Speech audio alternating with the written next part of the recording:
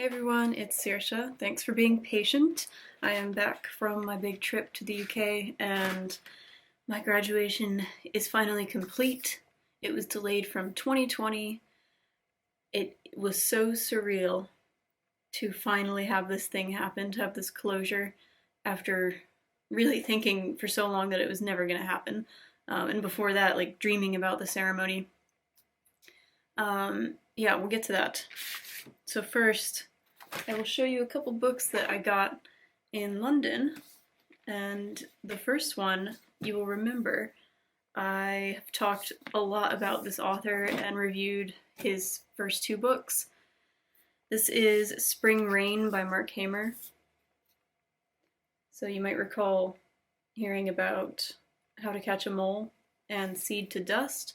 This is the third book in his sort of Gardener's trilogy, and these are all nonfiction and kind of weave together autobiography and philosophy and poetry.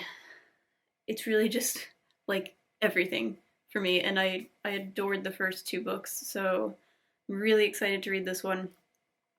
And it was fun because this isn't being released in the US, I think, until next month, so I knew when I was going to the UK, I was like, I'm gonna snatch that up as soon as I can get into a bookstore. So once I got to London, I'm gonna cut out all the really wacky details of things that went on during this trip, but one of them was that my shoe kept breaking. Both of my shoes, actually. I got these boots for this trip because it was going to be colder than, we experience here in Florida, and I wanted some nice boots to tromp around in. The moment I stepped off the plane in Chicago, which was our first stop, my shoe fell apart. The sole just came off of it. So I had to get both of those glued back on in Chicago, and then when I got to London, got off the tube and was walking to the hotel, I could feel the heel of my boot kind of slapping along, and I was just like, after the amount of things that have gone wrong this trip, I don't even care anymore. I will find a cobbler. And so the first thing I did in London after dropping my suitcases at the hotel was to walk down the street with my shoe, and I went into Selfridge's department store and left it there, and they charged me £12 to glue the sole or the heel back on to my boot. And then I thought, okay, I'm already out, I'm gonna look up a bookstore. So I found this place called Daunt Books, which was near where I was staying in Marylebone. Hello, please show. Daunt Books. And it was a beautiful little spot. Definitely recommend that you stop in there. And they were having this reading festival at the moment. I wasn't able to stay, but they were setting up for their next event that night. Oh look, I have it right here. The Books Festival. And they had some authors come and talk, which I absolutely love. Bookstores doing events. Yes. Okay, so yeah, I had somebody help me find this. We could not find it because the thing about his books is where do you shelve them? Sometimes they're shelved in nature writing, sometimes they're shelved in autobiography. It's hard to say, but we found the one copy. And I can read you the little bit in here. A wise and life-affirming memoir about connecting with nature from childhood to old age and how gardens can help us heal. In Spring Rain, writer and gardener Mark Hamer shares his path from difficult beginnings to contentment by way of family gardens. As a young boy in a violent home, Mark found refuge in his small back garden. Here he kindled a lifelong love of nature and learning by observing the plants and insects in his private kingdom and reading the old encyclopedias he found in the shed. Mark has always found the answers to life's questions in the natural world, whether as a child watching ants, as a young man living rough in the countryside, or as a professional gardener creating places of calm and restoration for others. Now in his 60s, he is finally creating a garden for himself at his home in Cardiff. In this beautiful and moving memoir, he considers what he has learned from the spring of youth to his autumn years and reflects on how we reconcile our childhoods with where we end up. Okay, it says it encourages us back in tune with the natural world and offers both consolation and a guide to a happier life. And there's Mark Hamer. It's so short, and Like, I already don't want it to end and I haven't started it yet. But speaking of gardening and flowers and nature and all that, this was such an exciting time to be in the UK because first I thought, okay, it's just going to be raining, cold, and gray the whole time.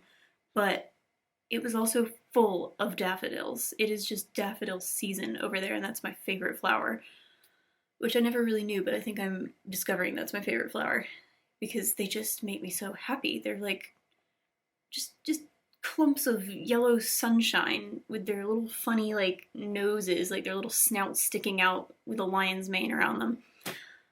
God, they're beautiful. There were even some cherry blossoms blooming, not all of them, it's not quite time yet, but so many gorgeous flowers this time of year over there. I was really jealous because we can't really grow daffodils here toward mid to South Florida. It doesn't work so well. Okay, so then the other book is this one. I Strongly Believe in Incredible Things by Rob Auton. It's a creative journey through the everyday wonders of our world. And I have talked about Rob Auton before.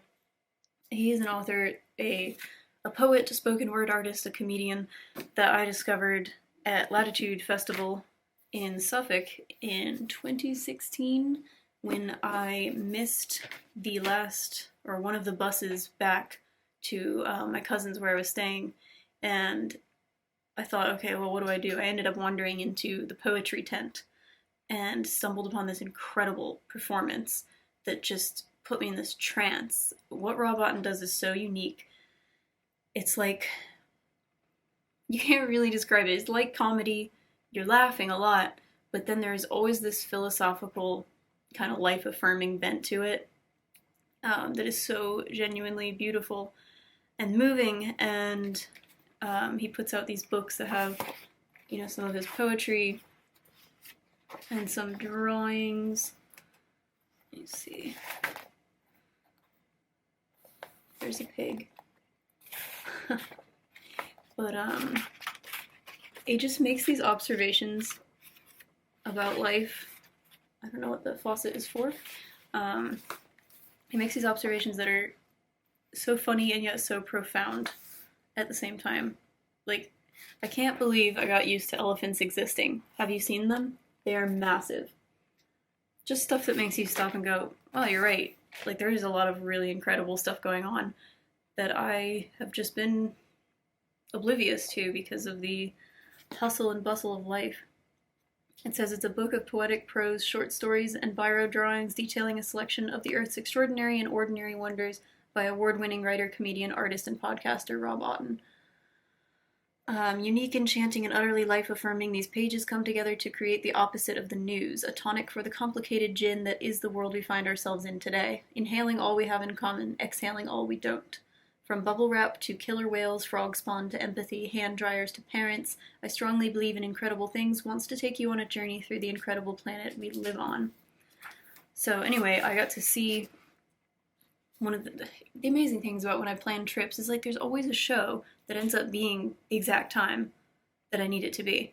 Like when I'm in that city, this person is there. And I saw Rob that first time in 2016 at Latitude. Then I saw him at Edinburgh Fringe when I moved there in 2019. Then I had tickets for his show in 2020, obviously got canceled. So finally getting to go back and see this new show, The Crowd Show, was really cool. And we saw it in Soho at the Soho Theatre and got the book signed.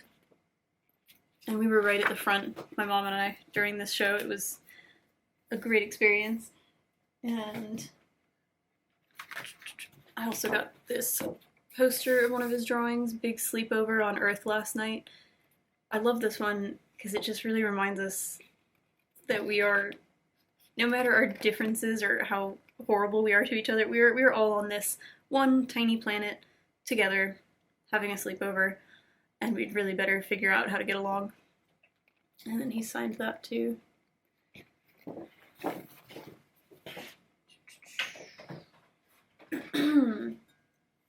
Okay, that's the books. I think that's all the books. So yes, then we went up to, I'm skipping a lot of details, we went up to Edinburgh for my belated graduation. So I was in the creative writing master's program there from 2019 to 2020. Had a great first semester. Obviously, second semester and dissertation in the summer really went downhill because of the pandemic. Tensions were high. People were not all being so nice to each other. We were all incredibly nervous, and there was a lot of sadness surrounding the fact that those of us who were international had to leave. All of us, not all of us, some of us, most of us, earlier than we had planned on leaving. There was a lot of uncertainty about, will we be able to come back? Will there be a graduation? Should we even leave? What's the point in going somewhere else that is also in a sort of lockdown? It was a really bad time and a really scary time.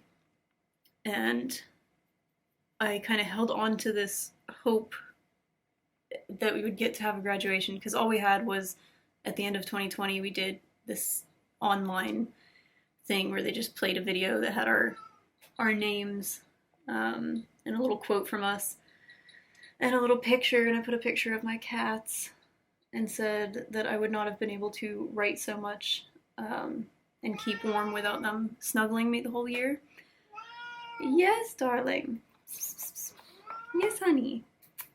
But there was just always this feeling of there's been no closure. There's been no closure, and I have not been able to close that chapter of my life and move on. I lost a lot of confidence in the past couple years. I really had a lot of self-doubt, and so when I arrived in the city this time, first thing I did was go to Mary's Milk Bar, obviously, in Grassmarket. It's the greatest ice cream in the entire world. So I had a transcendent experience going and getting like 5 ice cream flavors and sitting on the grass beneath the castle and just enjoying the wind and the blue sky. It was raining on and off, but the sun kept coming out, which was really spectacular. So I did that, and then I was just so nervous all night about the graduation the next day. I went and walked at night over to where the ceremony would be in McEwen Hall, which is a really beautiful late Victorian building, and I just thought, please let this go right. So much has gone wrong in the past 2.5 years, and I need a win, and I need to not fall in my heels. I need to not feel ridiculous in my sparkly dress. And I was afraid like everything would go wrong. I wouldn't be able to check in. They'd be like, who are you? Why are you here? You're not supposed to be at this graduation. Blah, blah, blah. I was scared in many ways. But the day came and the weather was stunning. It really cooperated, which was just a blessing. Trying to find one of the photos. There's 600 photos from this day, but so one of the things that we'd heard at the beginning of this program was that our graduation would have bagpipes, and so I just really held on to that, and I wanted that so bad. Like, that just was so special to me. So it actually happened, and all the students were in the hall, and then the bagpiper came in, and it was so beautiful. And then there was a chorus that sang. It was really, a fancy affair, and exactly what I'd hoped for. But here's a picture of the bagpipes, and my dress is this sparkly rose gold kind of, I don't even know, like, I thought it was going to be so ostentatious. And then my heels, because they suggested for you to wear a dark dress and flats, and I was like, absolutely not. So I was so nervous, and everyone was so nice, and it went really, really well. It didn't trip, and got to chat to, there was one other person from my program, and there was another one that was from the year after me, and she was really sweet. And so that just was wonderful, and they handed me my tube, my red tube, which I don't know if this would have originally had my degree in it, but this time, because we already have the degrees, it just says, dear graduate, congratulations.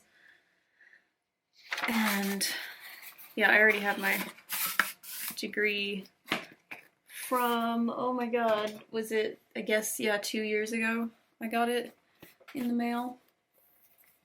And I framed it as best I could. The size of UK paper and degrees is it's different than we have in the States, so I couldn't find a frame that fitted exactly. But sorry about my ring light. But yeah, Master of Science in Creative Writing.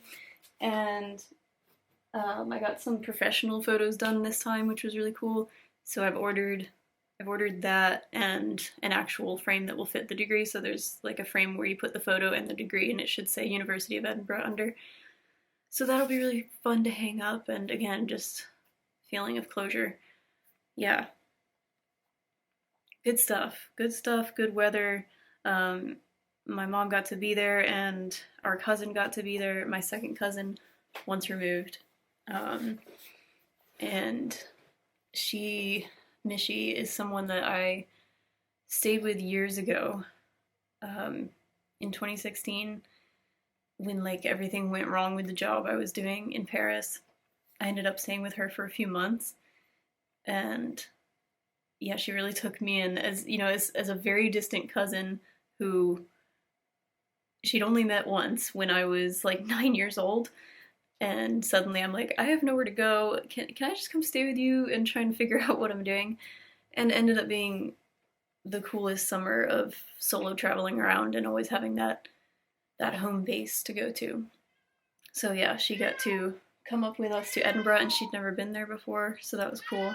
And oh my goodness, something must be happening in the catio. Oh my.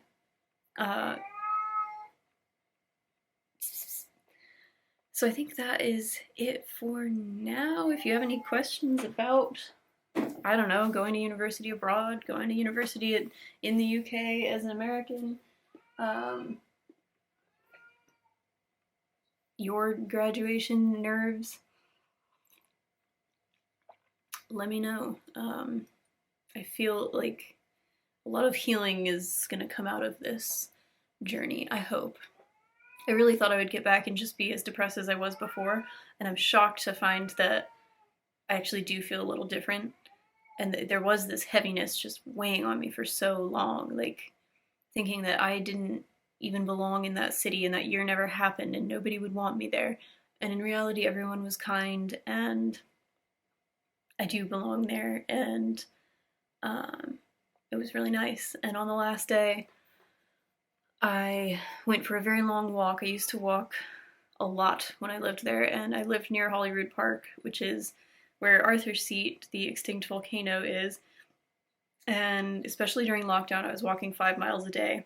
It's part of my routine, so I would stay sane. And so I went, and it was raining, of course, raining pretty hard. And I was like, am I really going to go up Arthur's Seat this time? Do I really need to? I've done it so many times. And it's not a super long climb, but it's pretty steep. And then my feet were just like, yeah, you're going up there. And so I had my umbrella. I was like periodically opening and closing it, putting up the raincoat hood, taking it off. And then I was there, and I didn't expect the sunset to be anything spectacular because it was so cloudy and rainy, and it was stunning. I should show you a picture. It was just beautiful and perfect, and I felt such elation at being up there and trusting myself that I could get up there and not fall, and I didn't fall, which is really remarkable. So that's like on the way up, going up to that point. And then there weren't many people up there, but a stranger took that for me. And there was a rainbow. I saw a couple rainbows that day. Just very, very life-affirming. You can see the hills off in the distance. And yeah, I finished it out with walking around the whole park, and then ended up getting a bubble tea at the place I used to always go, and walking past the building where I took all of my classes. It was melancholy a bit. It was weird for a bit, like returning to these places where there is a lot of pain because you know, a lot of just things didn't work out, friendships didn't work out, people were, I don't know, we were all having such a hard time and not always able to be there for each other through it. And, you know, just toward the end, things did not go the way that we wanted. There were a lot of things we had planned that were obviously canceled. So it felt good to go back now for a happy reason and just have a nice day there in the city. So I have been on a tangent, and I hope some of it made sense. And yeah, I am reading Thunderstruck right now, and I will hopefully maybe have a video about that next week. Yeah, time to get back in the swing of things. You know how it is when you travel. I'm still extremely exhausted. Obviously, jet lag going that direction is a lot worse than coming back because you're jumping ahead in time. Going this way, it's kind of easier because you just wake up earlier and go to bed earlier, but I've been feeling like tired all the time. Anyway, I will talk to you all later. Thank you so much for watching, and until next time, happy reading.